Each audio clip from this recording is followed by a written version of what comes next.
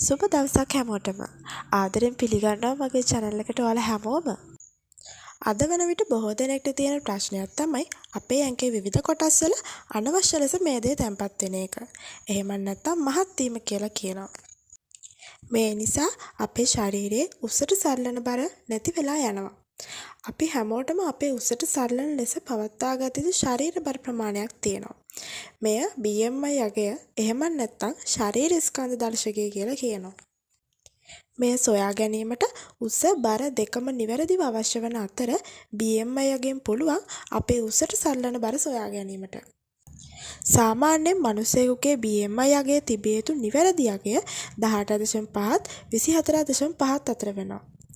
මේ අගය පවත්වා ගැනීමට අපට අපේ එදිනදා කරන දේවල් වෙනස් කරගත්තොත් හිතා ගන්නත් බැරි විදිහට අපේ බර අඩු කරගන්න පුළුවන් වගේම අපි දැන් ඒවා එකින් එක කතා කරමු. එහෙනම් වැඩි කතා නැතුව අපි යමු වීඩියෝ එකට. ඊට කලින් මතක් කරනවා මේ වගේ වටින වීඩියෝ දිනපතා නරඹන්න මගේ channel එක subscribe කරලා තියාගන්න.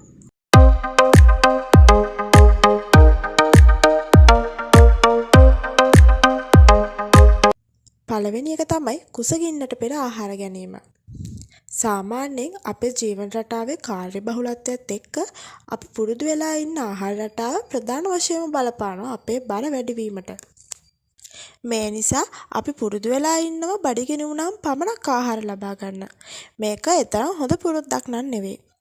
අපි කුසගින්න දැනීමට පෙර ආහාර ලබා ගත යුතු අතර කුස සම්පූර්ණයෙන් පිරී යාමට පෙර ආහාර නතර කිරීම තමයි සුදුසු වන්නේ. එහෙම නැත්නම් අප කුසගින්නේ සිටින විට අප ආහාර ගත්තොත් අපිට අධික ලෙස ආහාර ගන්න පෙළඹෙනවා. දෙවැනි එක තමයි එළවලු පළතුරු වැඩියෙන් ආහාරයට ගැනීම. එළවලු හා පළතුරු ආහාරයට ගැනීම ඔබේ සෞඛ්‍යයට ගොඩක් හිතකර දෙයක් වන අතර මේ වාගේ පවතින තන්තු ප්‍රමාණය ඉතාමත් වැඩි. ගොඩක්ම නැවුම් එළවලු පළතුරු වල තිබෙන කැලරි ප්‍රමාණය අඩු අතර තන්තු ප්‍රමාණය වැඩි. තන්තු බහුල එළවලු පළතුරු ආහාරයට ගැනීම නිසා අපේ ඇඟේ ජීර්ණ ක්‍රියාවලිය ඉතා හොඳින් සිදු වෙනවා. ඒ වගේම තමයි මේ වගේ තිබෙන ජලය සහ තන්තු ප්‍රමාණය වැඩි වීම නිසා අනවශ්‍ය ආහාර ගැනීම නිකම්ම අඩු වෙලා යනවා. තුන්වෙනි එක තමයි සෞඛ්‍ය සම්පන්න කෙටි ආහාර ගැනීම. සාමාන්‍යයෙන් අපේ කාර්යබහුලත්වයත් එක්ක අපි බඩගිනි වුණාම වෙළඳ පොලේ තියෙන මොන හරි කෙටි කෑමක් කාලා බඩගින්න නිවා ගන්න පුරුදු වෙලා ඉන්නවා. මේක තරම් හොඳ දෙයක් නන් නෙවෙයි. ඔබට කෙටි කෑම ආහාරයට ගන්න අවශ්‍ය නම් ඔබ ඕට්ස්, පිපිඤ්ඤා, පළතුරු, යෝගට් වගේ දේවල් ආහාරයට ගන්නව නම් ඉතාමත් සුදුසුයි. හතරවෙනි එක තමයි ජලය වැඩිපුර පානය කිරීම. අපි දිනපතා වතුර වැඩි වශයෙන් පානය කරනවා නම් බර අඩු වෙනවා වගේම අපේ ඇඟේ ලෙඩ රෝග වලට හොඳම විසඳුමක් වෙනවා. අපි ආහාර ගැනීමට මඳ වේලාවකට පෙර හොඳින් වතුර පානය කරනවා නම් ගොඩක්ම හොඳයි. මේ නිසා අනවශ්‍ය ලෙස ආහාර ගැනීම වැළැක්වෙනවා. ඒ වගේම ආහාර ජීර්ණය පහසු කරනවා වගේම බරත් ඉක්මනින් අඩු වෙලා යනවා. පස්වෙනි එක තමයි සීනි ආහාර අඩු කිරීම. බොහෝ දෙනෙක් කැමති පැන් රස ආහාරයට ගැනීමට වගේම මෙය අවධානය යොමු කළ යුතුම කාරණයක් වෙනවා. අද වන විට පුංචි අය පමණක් නෙවෙයි. වැඩිහිටි අයත් මේ වෙළඳ පොලේ තිබෙන කෘත්‍රිම පාන වර්ග, සීනි අඩංගු කැවිලි වර්ග ආහාරයට ගැනීමට පුරුදු වෙලා ඉන්නවා. මේ විදිහට සීනි අඩංගු ආහාරයට ගැනීම ප්‍රබල හේතුවක් වෙනවා බර වැඩි වෙන එකට. හයවෙනි එක තමයි හොඳින් ව්‍යායාම කිරීම. හොඳ ආහාර රටාවක් වගේම හොඳ ව්‍යායාම රටාවක්ද අනුගමනය කිරීමත් ප්‍රධාන වශයෙන් වැදගත් වන දෙයක්.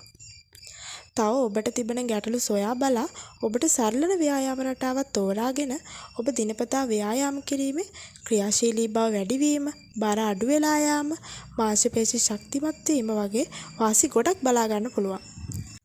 හොඳ ව්‍යායාම රටාවක් තෝරාගෙන සතියක් වගේ අනුගමනය කිරීමේ ඔබට හොඳ ප්‍රතිඵලයක් ලබා ගන්න පුළුවන්. හත්වෙනි එක තමයි විටමින් C එකතු කර ගැනීම. බර අඩු කරගන්න ඉතාමත් වටින පෝෂක පදාර්ථයක් තමයි විටමින් C කියලා කියන්නේ. අපිට පුළුවන් විටමින් C ටැබ්ලට්ස් වලින් අපේ ශරීරයට ලබා ගන්න වගේම විටමින් C අඩංගු පළතුරු ආහාරයට ගන්නත් පුළුවන්. දොඩම්, නාරන්, මිදි වගේ පළතුරු දිනපතා ආහාරයට ගැනීමෙන් විටමින් C ශරීරයට ලැබෙන අතර ශරීරයේ වැඩි මේද දහනයටද ගොඩක්ම හේතු වෙනවා. අටවෙනි එක තමයි ආහාරගත් විගස එක තැන නොසිටීම. අද සමාජයේ බොහෝ දෙනා රස්සාවලට ගියත් ගොඩක්ම එක තැන ඉඳගෙන තමයි ඉන්න වෙන්නේ. මේ දේවල් නිසා ආහාරයට ගත් විගස වාඩි වෙලා හිටියොත් අපේ ශරීරයේ උදරයේ යට ප්‍රදේශයේ මේද තැන්පත් වීම සිද්ධ වෙනවා. මේක අපේ ශරීරයේ සෞඛ්‍ය තත්ත්වයටත් ගොඩක්ම බලපාන දෙයක්. මේ தත්ත්වය ගොඩක්ම කාන්තාවන්ගේ දැක් ගන්න පුළුවන් වන අතර ආහාරගත් විගස මිනිත්තු 10ක්වත් කුමක් හෝ වැඩක නිරත වෙනවා නම් මේ බර වැඩිවීම ගොඩක්ම පාලනය කරගන්න පුළුවන්. ඉතින් අද වීඩියෝ එක මෙතනින් ඉවරයි. තවත් දවසකින් මේ වගේ වැදගත් වීඩියෝ එකකින් හම්බ වෙනකම් ඔයාලා හැමෝම පරිස්සමට ඉන්න.